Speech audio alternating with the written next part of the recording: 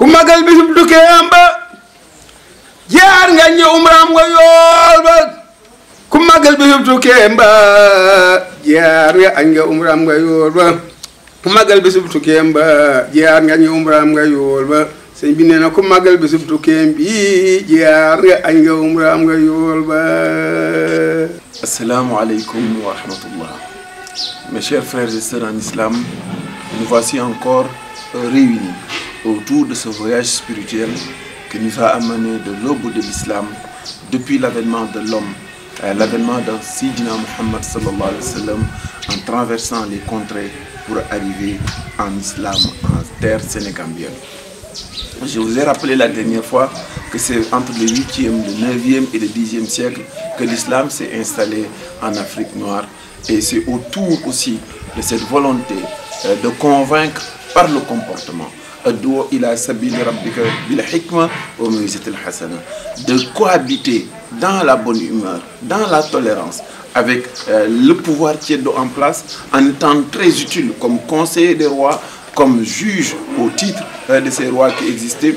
Et c'est pour cette raison-là que cette forme de tolérance, cette forme d'acceptation de l'autre dans ses convictions religieuses, de pouvoir cohabiter avec quelqu'un qui ne partage pas sa foi, sans pour autant être en porte-à-faux avec lui, sans pour autant le violenter, sans pour autant le mépriser, tous ces éléments-là sont sous-jacents à l'installation de l'islam dans notre pays. Et on rappelle même que Khadim Rasoul disait que pour ceux qui ne sont pas de votre religion, respectez-les, ayez de la tolérance pour eux, parce qu'en réalité, nulle personne parmi ceux qui sont venus en islam ne le sont venus par leur fait propre. Et ceux qui ne sont pas musulmans ne le sont pas aussi par leur fait propre. Parce qu'en réalité, en toute chose, Dieu est premier et dernier et il détermine toute situation. Wallahu yahtasu bi rahmatihi man yasha'u wallahu zul fadlil azim. Et de ce point de vue-là, on comprend dans ces conditions de dureté de l'installation du pouvoir colonial au Sénégal. 1855, l'avènement de Khadim Rasoul au Sénégal. 1855 qui coïncide avec aussi l'amplitude de la présence coloniale militaire française au Sénégal. Avec tous les rois qui ont été massacrés, tués, toutes les guerres qui ont été menées jusqu'au martyr de Djiri Diorndel à Moliana. Et on comprend la dureté de la condition de l'homme qui résistait à l'époque par rapport à tout cela. 1883, ce fut la mort de Mamor Anta Sali, le père de Khadim Rasoul. Le cheikh avait à cette époque-là 28 ans. Tous les grands compagnons, Khalima Diakhaté Kara, tous ceux qui tournaient autour de Mamor Anta Sali et qui étaient les conseillers privilégiés de la Dior, sont venus le voir pour lui dire « Ahmadou, vous êtes le fils le plus élevé spirituellement de l'ensemble des enfants de Khadim Rasoul. Vous êtes celui qui incarnait le plus la pensée et l'enseignement de Mamor Anta Sali. Viens, nous allons te présenter au roi le Dior. Comme ça, tu vas occuper cette même place prééminente qu'occupait Mamor Anta Sali dans la cour du roi. » Et Serigne Touba leur a répondu dans un khassida éminemment politique qu'on appelle Qalol Irkan. Ils m'ont appelé. Ils disaient Qalol Irkan li Abouab Salatini. Ils m'ont appelé pour venir intégrer l'espace privilégié des rois. Et je leur ai répondu en leur disant Faqultu hasbi rabbi waqtafaytu bihi walastu radi ghayrul ilmi wa din. Je leur ai répondu en disant que Dieu me suffit et je me suffis à lui. Et dans ce monde-là, je n'ai besoin de rien d'autre que de la connaissance et de la foi.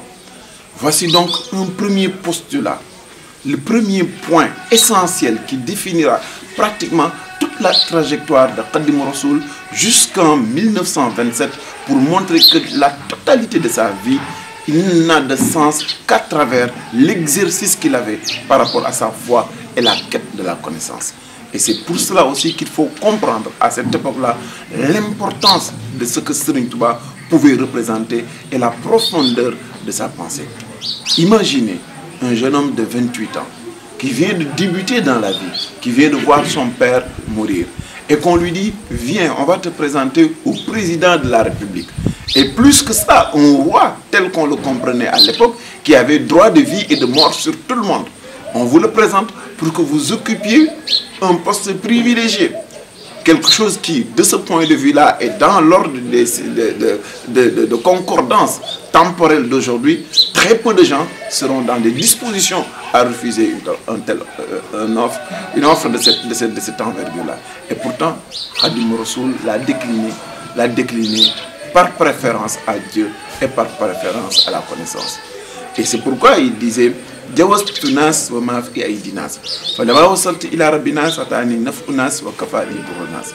me suis détourné des hommes et de ce qu'ils possèdent. Et je me suis dirigé résolument vers le Seigneur.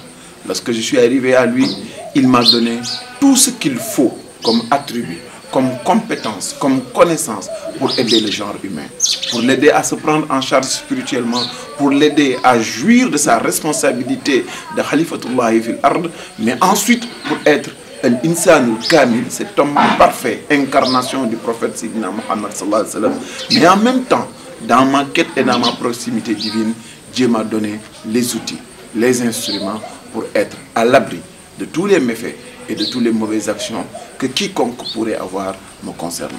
Et voici donc ancré Serigne Touba face à l'autorité coloniale dans un contexte du 19e siècle extrêmement intense du point de vue des interactions, extrêmement forte du point de vue de la confrontation politique et idéologique. N'oubliez pas que nous sommes en Afrique. N'oubliez pas qu'à l'époque, l'Occident avait atteint un niveau de perfectionnement politique, administratif, économique et militaire de telle sorte que toute confrontation par rapport à une telle force était vouée à l'époque. Et voici un homme seul, armé de sa foi, qui se lève et se présente devant la toute-puissance coloniale.